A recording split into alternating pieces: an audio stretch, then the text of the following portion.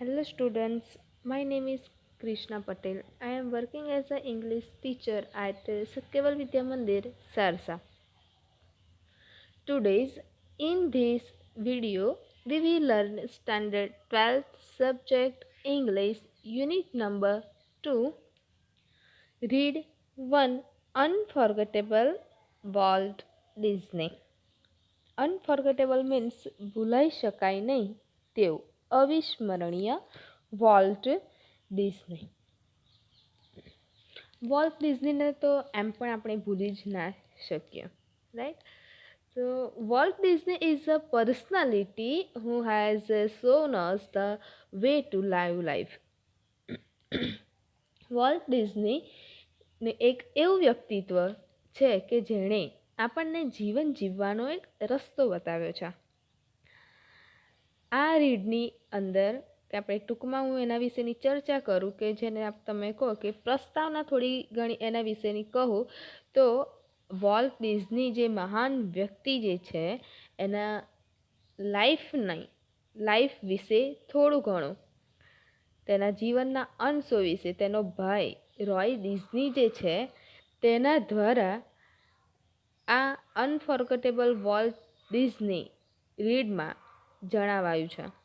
Walt Disney એટલે કે એવું કે બાળકોથી માંડીને મોટાઓના સૌના પ્રિય એવો મિકી માઉસ, ડોનાલ્ડ ડફ, ગુફી વગેરે જેવા કાર્ટૂન પાત્રોના સર્જક. તેમાં પણ મિકી માઉસ જે છે એ સૌથી વધારે રમૂજી અને અમર એવા કાર્ટૂનથી વોલ્ટ ડિઝનીનું નામ આખા વિશ્વભરમાં જાણીતું બન્યું છે. હાલમાં વોલ્ટ તો મૃત્યુ પામ્યો છે, પરંતુ તેની પાછળ અનેક સેવા કાર્યો અને પ્રોજેક્ટ્સ છોડીને ગયો છે. તેને બાળપણથી જ પ્રાણી, પક્ષીઓ અને જીવજંતુઓના ચિત્રો દોરવામાં ખૂબ જ તે રુચિ ધરાવતો હતો અને તેણે પોતાની પહેલી કમાણી પણ તે પ્રાણીઓના, પક્ષીઓના કે જીવજંતુઓના ચિત્રો દ્વારા પહેલી કમાણી તેણે કરી હતી. વોલ્ટ જે છે પૈસાદાર માણસ હતો, પણ તેમ છતાં તેણે તેની લાઈફના છેક અંત સુધી એક સિમ્પલ ને એક સરળ માણસ હોય ને તેવી રીતના બનીને રહ્યું છે. કે એને પૈસા એટલા બધા હતા, એનો તેને અહંકાર કંઈ એટલો હતો નહીં. તે જેટલી કમાણી કરતો તે ફરીથી બધી જ તેના કાર્યક્ષેત્રમાં ઉપયોગમાં લેતો. તેના મૃત્યુ વખતે પણ વોલ્ટ પાસે હંમેશાની જેમ ભવિષ્ય માટેના નવા વિચારો અને નવી યોજનાઓ કે નવા પ્રોજેક્ટ્સ વિશે પણ તે વિચારતો હતો.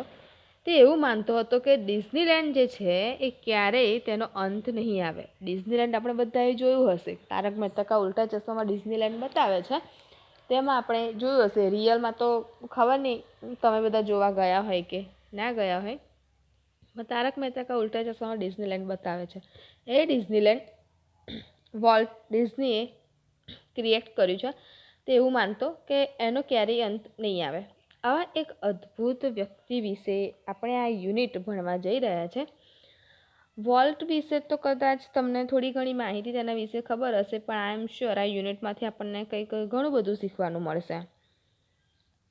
Okay, so students, before starting the unit, let us see some new words about it, because we can easily understand difficult words in the unit, right? Okay, and then we will start the unit. Okay, new words પહેલાં જોઈ લઈએ, પછી units હું start કરીશ કે જેથી difficult words યુનિટમાં આવતા હોય તો એને આપણે ઇઝીલી સમજી શકીએ. લિંગર મીન્સ કે સ્ટે યા તો ટકી રહેવું. અહીં આગળ મેં ગુજરાતી યા તો ઇંગ્લિશ બંનેમાં તો એના મિનિંગ મેં લખેલા જ છે. ગેંગલી મીન્સ થીન, લીન યા તો ઊંચો અથવા પાતળો. અનકેની મીન્સ અલૌકિક તો વિચિત્ર. હેલબેન્ટ મીન્સ દ્રઢ, નિશ્ચયી અથવા અડગ. બેંકરપ્સી મીન્સ ઇકોનોમિક ફેલિયર તો નિષ્ફળતા, દેવાળું. ઓર્ચાર્ડ મીન્સ ગ્રોવ, ફળોની વાડી, તેને ઓર્ચાર્ડ કહેવાય. Snuggle means get close to somebody, means પથારીમાં એકબીજા સાથે લપાઈને સૂઈ જવું, અને સ્નગલ કહેવાય. હન્ટિંગ મીન્સ અનફોર્ગેટેબલ, ભૂલાય નહીં તેવું, વારંવાર તેને યાદ આવ્યા કરવું, ભૂલાય નહીં તેવું. Locomotive means engine. Nickel means coin, સિક્કો કે 5 સેન્ટ કોઈન, 5 સેન્ટનો સિક્કો. ક્રેન્ક મીન્સ સ્ટાર્ટ, શરૂ કરવું. ડાઉન હાર્ટેડ મીન્સ ડિપ્રેસ્ડ, હતાશ, દુઃખી થવું, અનહેપી, ડિસ્કરેજ્ડ. એન્થુઝ મીન્સ એક્સાઇટ, ઉત્સાહી બનવું. All students have to write these new words 3 times in your notebook. Compulsory. Okay? બધા જ સ્ટુડન્ટ્સે આ ન્યૂ વર્ડ્સ જે છે એ 3 વાર તમારી નોટબુકમાં કમ્પલસરી લખવાના છે. Okay, now we will start unit. Unforgettable Walt Disney. તેના રાઇટર છે રોય ડિઝની. રોય ડિઝની કોણ છે? વોલ્ટ ડિઝનીના મોટા ભાઈ છે. ઓકે, રોય ડિઝની અહીંયા કહે છે કે my brother Walt is no more. મારો ભાઈ જે છે વોલ્ટ એ અત્યારે નો મોર મીન્સ હયાત નથી. માણસ એક્સપાયર થઈ ગયું, આપણે કહીએ કે એક્સપાયર થઈ ગયું, તો કંઈ દવા બવા થોડી છે. દવા છે, કોઈ કશું પેકેટ છે તો એક્સપાયર થઈ જાય. એ દવા પર એક પેકેટ પર લખેલું હોય કે એક્સપાયર ડેટ. માણસ મરી જાય તો આપણે એને ઇંગ્લિશમાં કહેવાય કે હી હોય તો હી એન્ડ સી હોય તો સી, તો કહેવાય કે હી ઇઝ નો મોર કે સી ઇઝ નો મોર. અહીંયા આગળ કહ્યું કે my brother Walt is no more. Yet his influence lingers like a living presence over the studio, where he turned out the cartoons, nature films, and feature movies that made him known and loved around the world. Roy Disney શું કહે છે? મારો ભાઈ અત્યારે હયાતમાં નથી, જીવિત નથી, છતાંય પણ તે જાણે કે એનો પ્રભાવ એવો છે કે જાણે તે હજી પણ અમારી વચ્ચે અહીંયા આગળ તે પ્રેઝન્સ છે, અહીંયા આગળ હજી હયાત છે. અમુક માણસની યાદો જ એવી હોય કે એ મૃત્યુ પામ્યા હોય તો આપણને એવું લાગે કે હમણાં આવશે, હમણાં બહાર ગેમ ગયા છે, હમણાં કંઈ ગયા છે તો આવી જશે થોડા ટાઈમમાં, હમણાં પાછા આવી જશે. લાગે જ નહીં કે એ દુનિયા છોડીને જતા રહ્યા છે, એવું લાગે જ નહીં. એવા અમુક માણસો હોય છે. એવો જ આ વોલ્ટ હતો. એટલે રોય કહે છે કે અમને તો એવું લાગતું કે એ હજી પણ અમારી વચ્ચે હયાતમાં હોય, કે જે સ્ટુડિયોમાં તે કામ કરતો, cartoons, nature films and feature movies બનાવતો, તે સ્ટુડિયોમાં અમને એવું લાગતું કે તેની ઉપસ્થિતિ હજી પણ અમને વર્તાય છે. અને આ કાર્ટૂન્સ, નેચર ફિલ્મ્સ ને ફીચર મૂવીઝના કારણે તે સમગ્ર વિશ્વમાં જાણીતો થયો અને તેને પ્રેમ સંપાદન પણ થયો. લવ્ડ અરાઉન્ડ ધ વર્લ્ડ, તે જાણીતો થયો અને તેને બધા જ લવ કરતા થયા.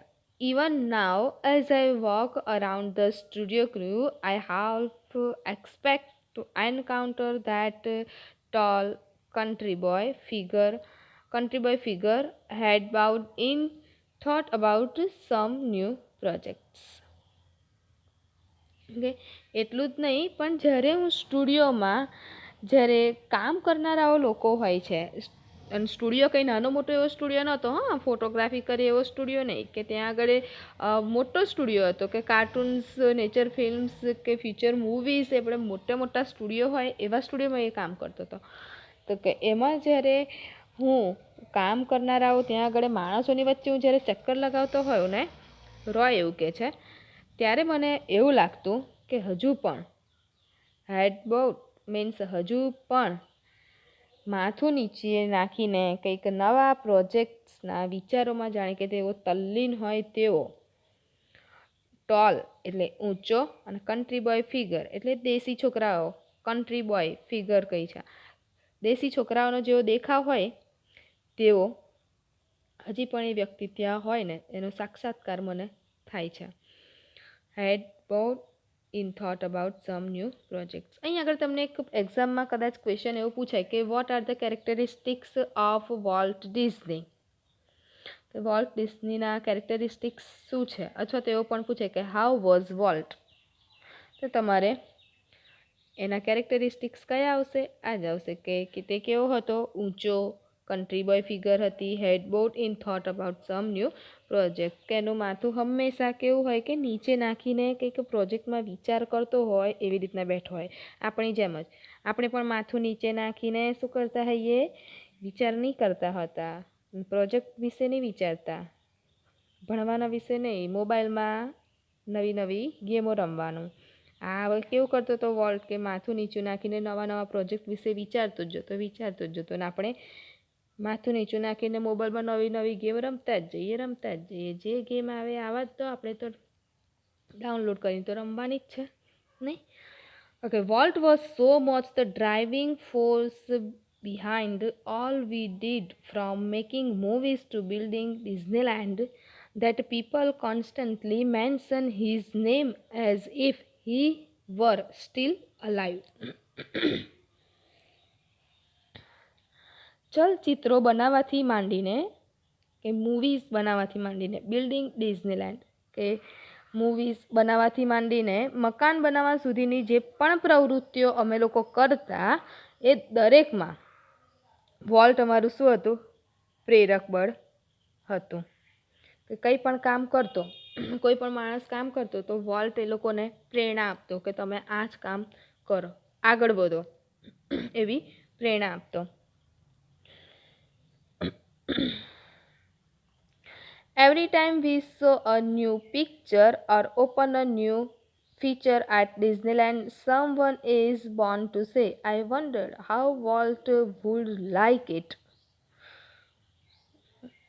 કે કોઈ પણ કામ કરતા, કંઈ પણ પ્રવૃત્તિઓ કરતા વોલ્ટ અમારું એક પ્રેરક બળ હતું. અને હજુ એ જીવિત ન હોય તેમ છતાં લોકો આજે શું કરે કે ડિઝનીલેન્ડ એમ એ નામનો એવો ઉલ્લેખ સતત કરતા જ રહે છે. અને કહે છે કે જ્યારે પણ અમે કંઈક નવું પિક્ચર બનાવીએ કે ડિઝનીલેન્ડમાં કંઈક નવો આઈડિયાનો ઉમેરો કરીએ ત્યારે કોક તો પાછું એવું પૂછી જ બેસે છે કે આઈ વન્ડર, મને આશ્ચર્ય થાય છે કે how Walt would like it and when his happens I personally realise that it was something he himself had plan. કે મને આશ્ચર્ય થાય છે કે વોલ્ટને આ બધું બનાવવાનું કેવી રીતે ગમ્યું હશે.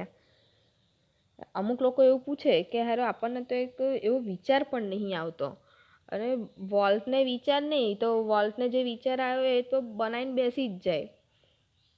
એટલે અમુક એવું પૂછે છે કે આશ્ચર્ય થાય છે કે વોલ્ટને હવે વિચાર હારા કંઈથી આવતા હશે ને કેવી રીતના એને બનાવવાનું કેમનું ગમતું હશે. અને જ્યારે પણ આવું થાય છે ત્યારે મને આઈ વન્ડર્ડ એટલે રોય ડિઝની પોતે કહે છે કે I wonder how Walt would like it and when his happens I personally realise, Roy કહે છે I personally realise that it was something he himself had plan. અને જ્યારે પણ આવું કંઈક થાય ત્યારે મને તરત જ એવું થાય છે કે અરે હા, આ તો એ જ છે કે જેનું તેણે પ્લાન કર્યું હતું. For my imaginative ઇન્ડસ્ટ્રીયસ brothers left enough projects in progress to keep the rest of us busy for many years. કે અમે બધા જ વર્ષો સુધી બિઝી રહીએ એ માટે માય બ્રધર, મારો જે ભાઈ જે છે એ કેવો છે? ઇમેજિનેટિવ, કલ્પનાશીલ, ઉદ્યમી ભાઈ એ અમારી પાછળ એટલું બધું છોડીને ગયો છે. કે અમુક લોકો હોય કે ભાઈ કશું કર્યા વગર પાછળ એના બાળકો હોય, એની વાઈફ હોય, એમની માટે કશું કર્યા વગર, ભાઈ બહેન હોય, કશું કર્યા વગર જતા રહ્યા હોય. એને મીન્સ કે મૃત્યુ પામ્યા હોય, બેસી જ રહ્યા હોય, પણ વોલ્ટ એવો હતો નહીં. આ લોકો બધા બધા ઘણા વર્ષ સુધી એ લોકો બિઝી રહે કામમાં, એટલા માટે એ લોકો માટે કામ એટલું છોડીને ગયો છે. Walt was a complex man. Complex means જટિલ. જટિલ એટલે કેવું કે તેને આપણે સમજી જ ના શકાય એવો માણસ. કે વોલ્ટ જે એક જટિલ માણસ છે, એને ક્યારેય સમજી જ ના શકાય. અમુક માણસો એવા હોય કે આપણે ગમે તેટલા વર્ષો સુધી એની જોડે રહ્યા હોય તો એને આપણે સમજી જ ના શકાય, કે એના વિચારો કેવા છે, શું વિચારશે, કયા ટાઈમે કેવું કામ કરશે, આપણને ખબર જ ના હોય. એવા અમુક માણસ હોય છે. વોલ્ટ એવો માણસ હતો કે Walt was a complex man. To the writers, producers, and animators who worked with him, he was a genius who had an extraordinary ability to add an extra stroke of imagination to any story or idea. કે writers, producers and એનિમેટર્સ જે એમની સાથે કામ કરતા હતા એ લોકો માટે volt કેવો હતો, એ લોકો કેવું વિચારતા હતા, તો કે તેનામાં એક એક્સ્ટ્રા ઓર્ડિનરી એબિલિટી હોય એવો હતો. રાઈટ, કે તે તમામ માટે એક વિચક્ષણ પ્રતિભા હતો કે જેની પાસે કોઈ પણ વિચારમાં તેની કલ્પના શક્તિથી કશુંક વધારે ઉમેરવાની એનામાં ક્ષમતા હતી.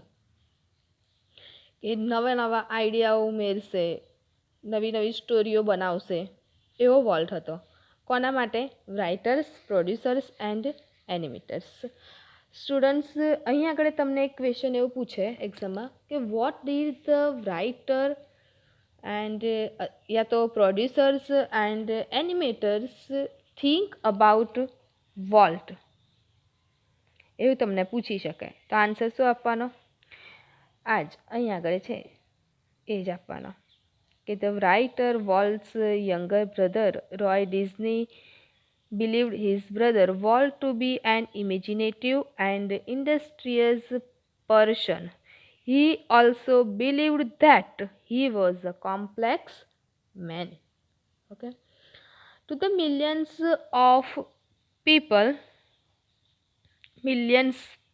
કહ્યું છે.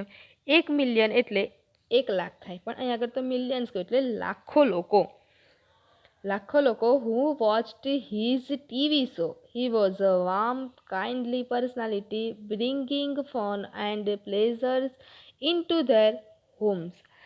લાખો લોકો તેના ટીવીનો શો નિહાળતા હતા અને તમામ માટે તેમના ઘરોમાં એક મનોરંજન અને ખુશી લાવનાર, kindly personality, bringing fun, pleasure into their homes. Warm means એક હૂંફ આપનાર, કરુણાસભર વ્યક્તિત્વ હતો.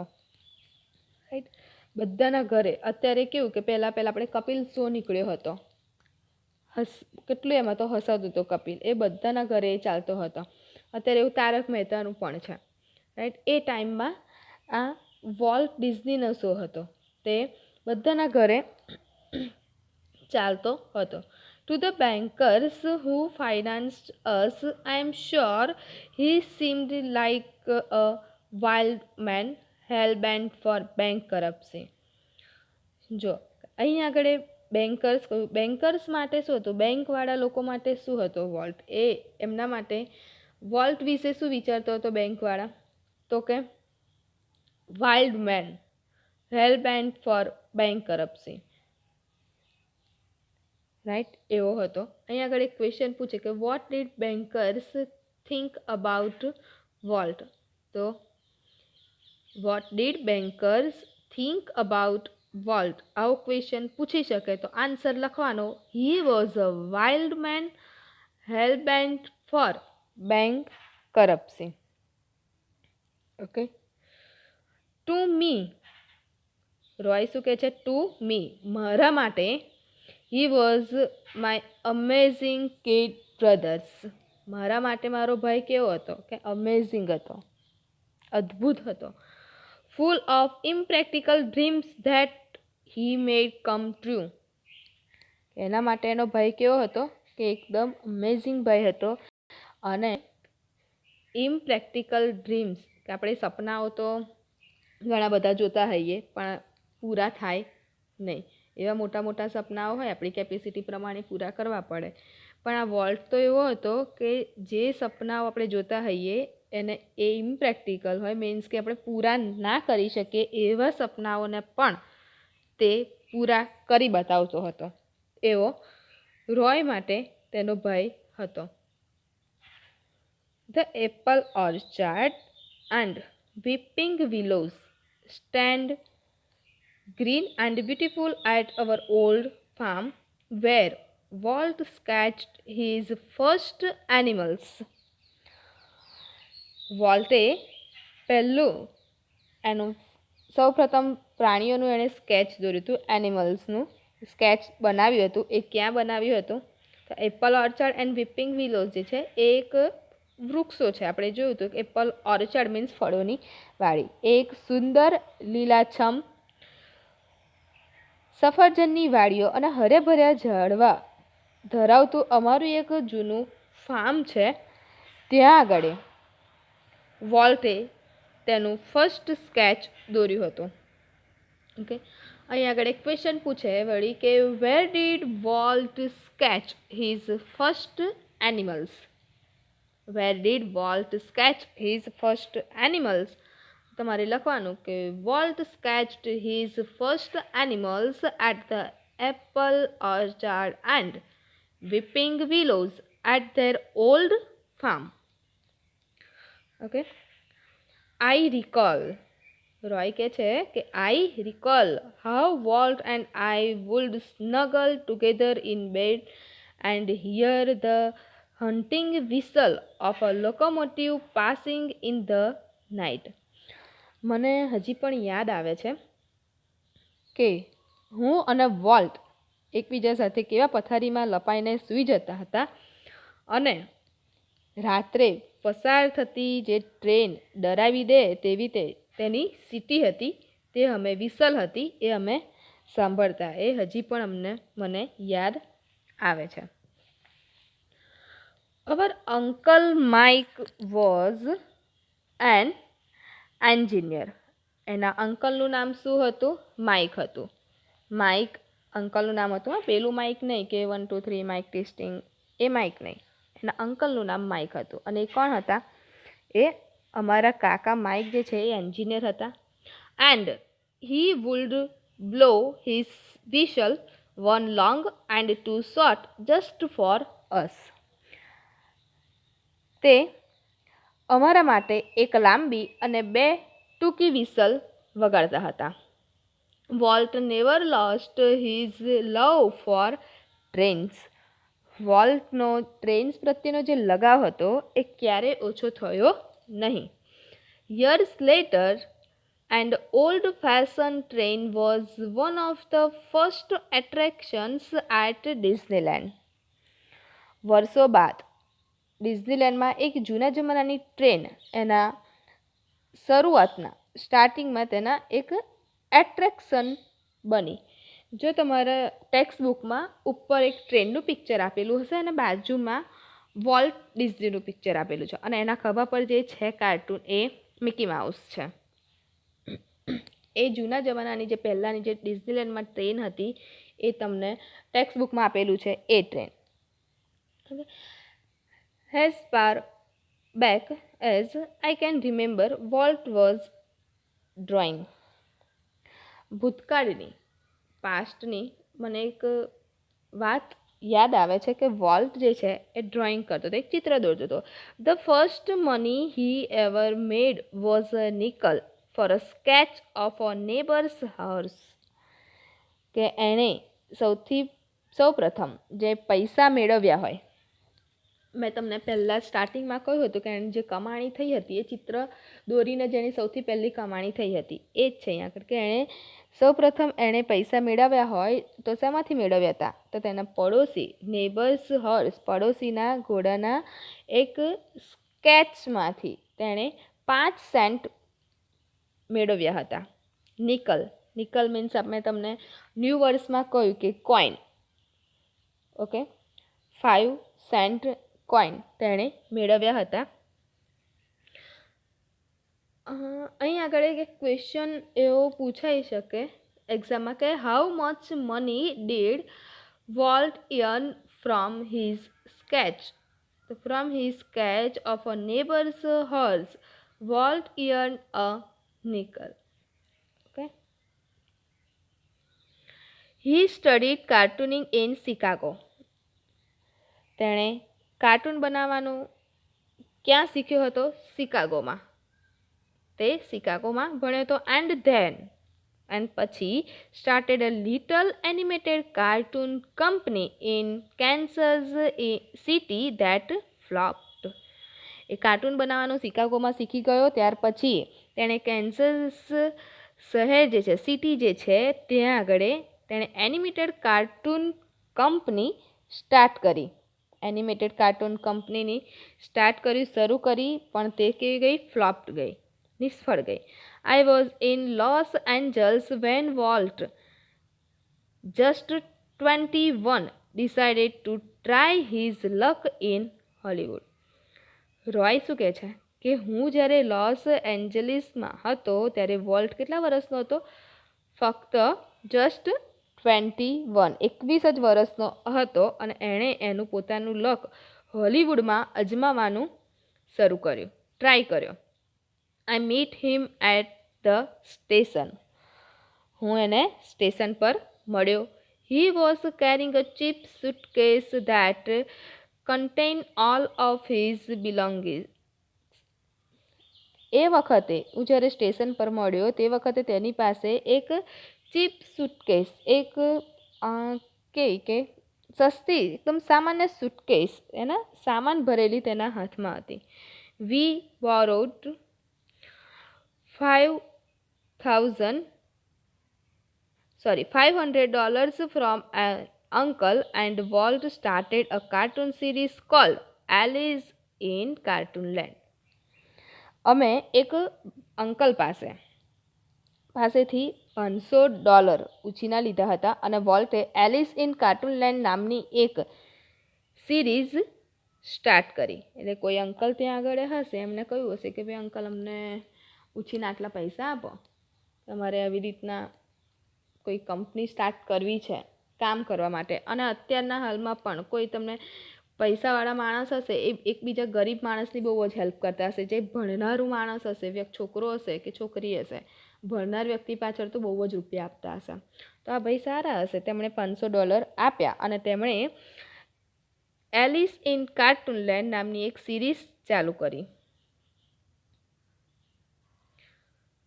ઓકે, અહીંયા આગળ એક ક્વેશ્ચન થાય કે where did volt started animated cartoon company. So Walt started a little cartoon company in Kansas City. બીજો ક્વેશ્ચન એવું પૂછે કે which cartoon series did Walt first start? કયા કાર્ટૂન સિરીઝ તેણે ફર્સ્ટ સ્ટાર્ટ કરી હતી? તો Walt started the first cartoon series and its name is Alice in Cartoonland.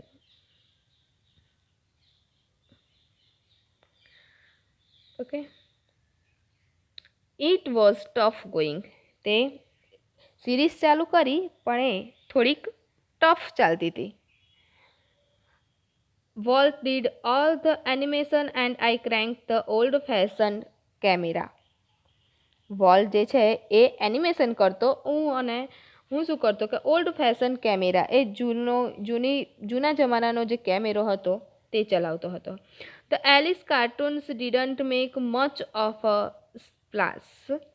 So Walt started a new series called Oswald the Rabbit.